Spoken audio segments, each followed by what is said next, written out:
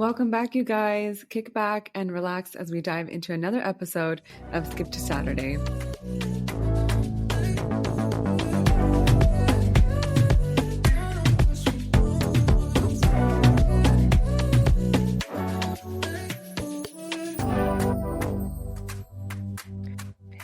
Hello, everyone. I hope you guys are having a fantastic week so far. If you listened to the last episode, I mentioned that staying in a toxic relationship because you have kids is never the right reason. So for those of you who are just tuning in and didn't listen to the last episode, in the last episode I talked about toxic relationships, toxic love relationships. And I had said that some people decide to stay together in that relationship because they have kids and they use that as a reason as to why they're not leaving. And I said that that's not a valid reason.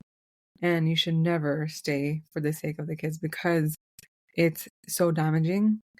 And I mentioned that I would expand on that in a different episode. So this will be that episode. I know from conversations that I've had with people in the past and what I've read online, there is a huge divide with people saying that parents shouldn't separate because kids need two parents under the same roof, or that a divorce will mess up the kids, therefore parents should not split up. I disagree with that because having toxic parents or having parents who are toxic with one another will do more harm than a divorce ever will. I don't think people really think about how damaging it is for kids to live with two parents who don't get along. So before we get into the heart of this episode, I'm going to talk a little bit about stress. So as you may or may not know, stress can be healthy for us, but it really depends on what type of stress and the level of stress we're talking about and how much we are enduring of that type of stress. All of those play a factor. So there are different types of stresses. And just as general knowledge, I'm going to quickly go over the 3 different types of stress. So there's positive stress, there's tolerable stress, and toxic stress. So positive stress refers to the common routine type of events that occur in our lives. And this type of stress level increases and decreases really quickly.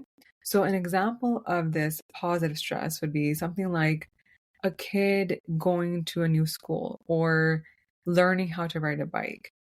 The stress of that is very temporary and it doesn't traumatize the child. So the next one is tolerable stress. Tolerable stress is referred to experiences that may be traumatic and cause significant levels of stress in a child that last longer, and it may take more effort to recover from.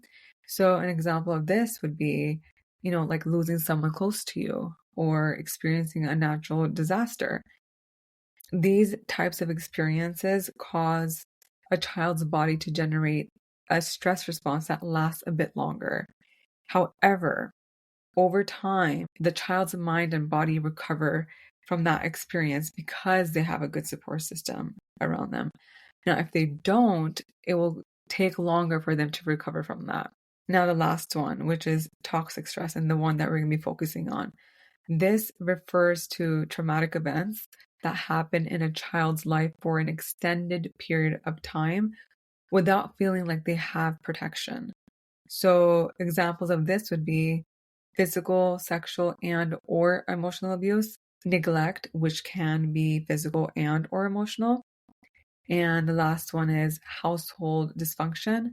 And that could be parental mental illness, domestic violence, and or parental incarceration. When a child experiences any of these things, the toxic stress, and they experience this for a long period of time, the child's body will produce a severe stress response that will last for an extended period of time. So this is something that will take a lot longer to recover from if they are able to recover from it. Now, what do you think happens when a child grows up in a home where there is constant toxic stress? When their parents exhibit toxic behavior towards each other? What happens is that these kids end up experiencing so much damage that won't be visible in the moment, but they will experience long-term effects of it when they grow up. And I'm going to go over how a toxic environment impacts these kids because there's so many different ways that this can manifest. So the first one is emotional instability. This is when kids witness frequent yelling, arguments, conflicts, or manipulation between their parents, and this creates an environment of emotional chaos. As a result, this can cause kids to have anxiety or feelings of uncertainty, like what is going to happen next. They're basically living on the edge or walking on eggshells. Survivor's guilt. So, with survivor's guilt, sometimes a child is able to find a safe space with one of their parents, but it may make them feel guilty for wanting to bond with one parent over the other because they have this fear that if they do this, it will make things worse or their other parents' feelings will get hurt. A child should never have to worry about this, right? The last thing on a child's mind should be like, I do not want to hurt my parents' feelings because I am more closer or I have found more peace in the other parent. Can you imagine feeling guilty for something that is your right? You should be able to bond with your parent without feeling like, I'm not able to do this, or I'm scared because I don't know what the reaction is going to be like from the other parent. This should never cross a child's mind, ever. Conflicted loyalties. Oftentimes, kids find themselves caught in the middle when their parents are going at it and they feel the pressure to take sides or defend one parent over the other. This will cause some major emotional turmoil. Kids are not mediators, you guys, and nor should they ever have to decide which parent to defend. Normalizing toxicity. The more we're exposed to something, it becomes normal to us, right? So kids will view toxic behaviors as normal because that's what they were exposed to for a long period of time. This will impact their understanding of healthy relationships and won't know how to properly resolve conflicts in the future. Fear of intimacy is another one. Witnessing toxic relationships or interactions can lead to commitment issues in their own relationships when they get older, or they'll have the fear of getting close to someone because in their mind, they most likely will associate love with conflict or dysfunction. And you'll see this with grown adults. Some women and men find themselves in several unhealthy relationships, and there's probably a good reason for that. I'm pretty sure it's because they grew up seeing dysfunctional relationships around them, and to them, that was their normal. Everything stems from somewhere, right? And most of the time, you can find the root cause down to your childhood. Difficulty regulating emotions. They'll most likely struggle to express or manage their feelings appropriately because they grew up in an inconsistent emotional environment their entire lives. Increased risk of mental health issues is another one. Kids who see their parents behave horribly towards one another may have a higher chance for anxiety, depression, and other mental health struggles. Behavioral problems. Who are kids around the most growing up? Their parents, right? So seeing their parents always butting heads can lead to kids acting out or isolating or even finding it very difficult to excel in school because the home environment was filled with so much stress and tension that they just simply could not concentrate. If you take a look at yourself, how many times have you been able to cope properly under high stress situations or a high stress environment? And how many times have you been in a situation where it's so tense that you have to like remove yourself or it makes you feel really uncomfortable? Now, how do you think kids feel when they see it every single day? They're exposed to it and they don't have a choice in that matter. They can't go anywhere. They're stuck there. So it is going to impact them severely. And the last one is resilience or indifference. Some of these kids may develop resilience in response to conflict and probably become hyper independent. And then some may become indifferent to relationships if in their minds they feel that with love, there's always going to be conflict or difficulty.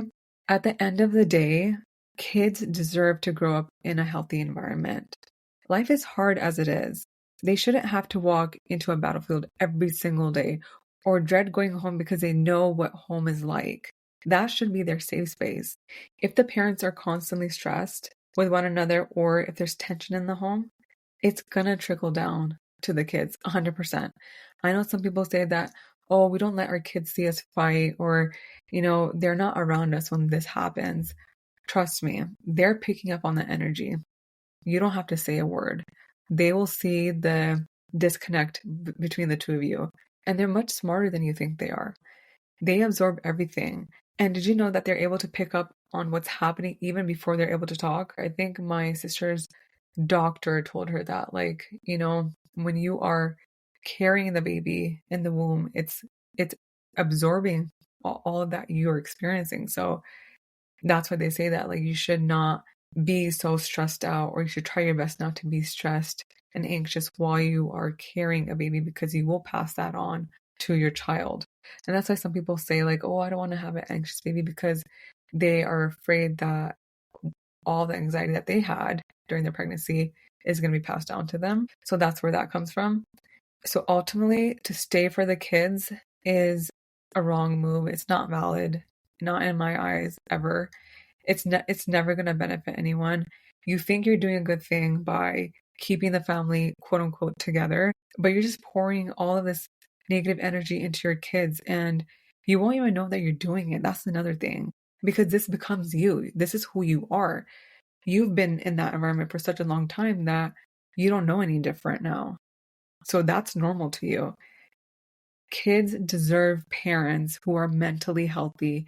And if you're in a partnership that is bringing you more stress, stripping you away from joy and happiness, you are tense a lot of the time, that will trickle down to the people around you, including the kids. And that's just not fair.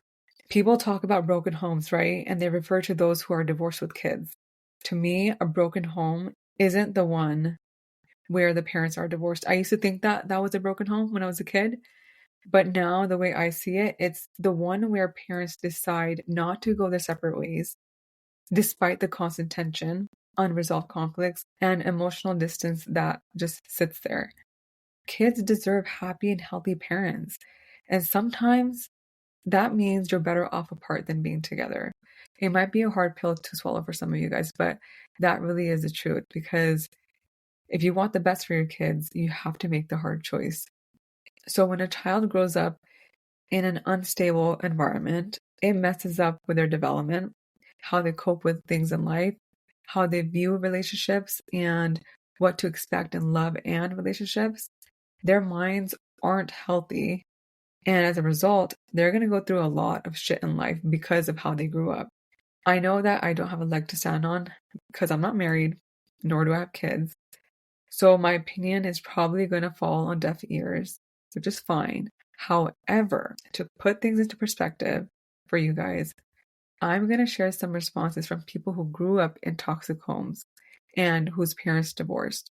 So here's the first question they were asked. For people who grew up in homes that were abusive or toxic or just unhappy, do you truly wish your parents had split? Even if it meant spending your life between two homes? Even if it meant spending days and days with the abusive, toxic, unhappy parent? So here are some of the responses to that question. My parents were toxic together, which led to an incredibly traumatic childhood. Separately, though, they were decent parents, and I was so much happier when they split. I spent years wishing for my parents to separate. When they did, it was a huge relief, a big change with its own upheavals, but it taught me much healthier things about a relationship than watching them. I absolutely wish my parents had divorced many years before they did. They finally separated just before my 16th birthday. The constant arguments, affairs, and regular domestic violence has impacted me way more than having divorced parents ever would. My parents definitely should have divorced 20 years ago. Not physically abusing, but toxic. It's even worse now. I'm an adult and I'm not even living at home. Yes, I did. Mine split when I was 8 for about a year, but got back together. I wish they'd stayed apart. They did eventually split again when I was 18, but that still meant far too long living in a house with two people who clearly despised each other. Neither was abusive, and I was happy spending time at both houses in the brief period they were apart. Together, they were toxic, and home was miserable. My parents never divorced, but I wish they would have. I can guarantee you're not doing the kids a favor by being together and keeping them in such an environment. It's very bad for the children. It's better to have two happier parents separately as opposed to having parents who are together on paper, but there's so much anger and tension in the house. It's the worst outcome for everyone. The children will have to walk on eggshells around you both and will always be wound up waiting for another fight to break. It's not a great way to live. And here's the other question some people were asked. Children of divorced parents, are you glad your parents got divorced, or do you wish they stayed together, and why? So here's the first response. It was deeply traumatic to have my parents stay together as long as they did. Witnessing their toxic relationship made me a prime target for abuse in relationships where I chose terrible partners despite years of therapy. It fed my sister's personality disorder to sociopathic levels. My quality of life would have been significantly better and life in general easier and more stable had they divorced. It's hard to forgive my mom for staying. Leave your wife or husband immediately. Show your kids what healthy looks like. I was and am glad. It made for happier parents and a better home life, as well as teaching me about healthy boundaries and what a good relationship looks like. I'm so glad they divorced and can't even picture them together. They tried way too long to make it work, and it honestly was significantly more damaging. I don't know how to have a healthy relationship. It was never modeled to me. I didn't know how a partner was supposed to treat me and ended up in relationships like my parents. Now I'm in therapy and a healthy, loving relationship, but it's still an uphill battle since I also don't know how to properly treat a partner. You should really, really consider this. Do you want the way your wife treats you to be the normal for your kids? Do you want your kids growing up thinking that this is how you treat someone? And here's the last response to this question. Yes, them being together would have done more harm. The divorce not only spared my siblings and I, but also my parents. So this is what people had to say about their parents' relationship. If you know someone who believes it's better for parents to stay together for the sake of their kids, send them this episode because I feel like these stories from these people are enough to make you say, you know what, maybe we should really think about why we believe that it's good to stay for the sake of the kids. I'm going to remind you guys of what Dr. Gabor Mate said, and I said this in the previous episode. You can have the pain of staying in an unhealthy relationship, or you can have the pain of leaving. You're going to have pain one way or another. Choose the pain that leads to your freedom and inner peace. Thinking about your children means that sometimes you have to do the things that seem or feel hard or just outright impossible, but it will save them years of therapy, resentment, and trauma. I'm all about healthy relationships. I'm an advocate for respect, kindness, love, and partnership in relationships. I'm an advocate of nurturing environments for children. And sometimes the only way to achieve all of these things are through a divorce or separation. And in my eyes, divorce does not mean that you failed. You've tried, you put in the work, you put in the effort. If it doesn't work, it doesn't work. You can't force something to work. And you know what? No one has ever died of divorce, you guys. I know this is off topic, but I know people have a lot to say about divorce if that's something that you're contemplating. Here's the thing. Although emotional pain, hurt, and betrayal don't leave physical scars, but the pain and heartbreak is no less real. People are going to have a lot to say about your divorce or even the idea of you getting one. And they're going to say you should do this or you should have done this or what they would have done. But they're not you. And you don't owe anyone an invitation to your damn choices. This is your life. You are running the show. You have to do what is healthy for you. And sometimes people are going to try to manipulate you and make you feel guilty for making a choice that they don't agree with. But at the end of the day, you have to look at the long term and what is right in that picture. So if that looks like, separating or getting a divorce because the environment is not good for anybody, then that's what it has to be. Because if you are looking out for your children, You have to make that choice that is going to feel super hard. If you say you love your kids and believe kids deserve the best and you care about their well-being, then why would you knowingly continue to keep them in an environment that is going to not only impact their mental health, their perspective on relationships and marriage, but also have a lasting impact psychologically and their behaviors? Like, why would you do that? That will never make sense to me. Kids don't need to see physical abuse to be impacted. This type of dysfunction, a toxic environment, will do more than enough damage because it alters you for the rest of your life. And some people get lucky. They realize they need help and they start to work on themselves and go to therapy when they get older. And some people don't even see that there's anything wrong with them. And then they end up repeating the same cycle of hurt over and over again. They say that kids are our future, and I agree. So isn't it our duty to make sure that we create an environment for them where they can thrive, where they feel safe and loved, and they're not constantly living on the edge due to all the tension and stress at home? Isn't that the whole purpose of having kids? So you can bring them up in a healthy environment and make sure that they go out and do good and make this world a better place. Think about that. Before I wrap this up, and to support my stance, I want to share something I read in an article. It was written by Amy Morin. She's a psychotherapist and she specializes in psychotherapy, mental health, psychology, and child behavior. She's also an international best-selling author of 13 Things Mentally Strong People Don't Do, 13 Things Mentally Strong Parents Don't Do, 13 Things Mentally Strong Women Don't Do, and 13 Things Strong Kids Do. She said living in high conflict home is likely to be equally as stressful or perhaps even more stressful for the kids than if their parents separated. Additionally, when parents get along during and after a divorce, kids usually don't experience long-lasting emotional scars. If you find yourself in a high conflict relationship, staying together for the kids might not do your children any favors. It's important to seek help to reduce the conflict or make changes to the relationship so that your kids can grow up happier and healthier. I also want to add that having kids won't heal your relationship.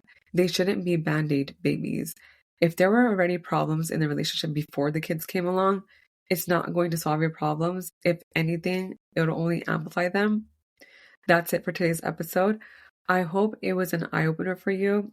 For me, the responses to those two questions was enough for me to know that I wasn't talking out of my ass, because I know that in the past, whenever I've had a discussion about this topic with people, they're always usually saying parents need to stay together for the kids. And I always disagreed with that. You hear these stories and it really makes you think life wasn't good growing up for these children. Home wasn't good for them. They weren't happy as kids. They deserved better, and you can't turn the clock on that. They have to live with the trauma, and their stories speak volumes. That's just my opinion. I would love to hear your thoughts on this. Do you believe parents should stay together for the sake of their kids now knowing what you know? Thank you so much for joining me. Enjoy the rest of your day or evening, and I'll see you guys on the next episode.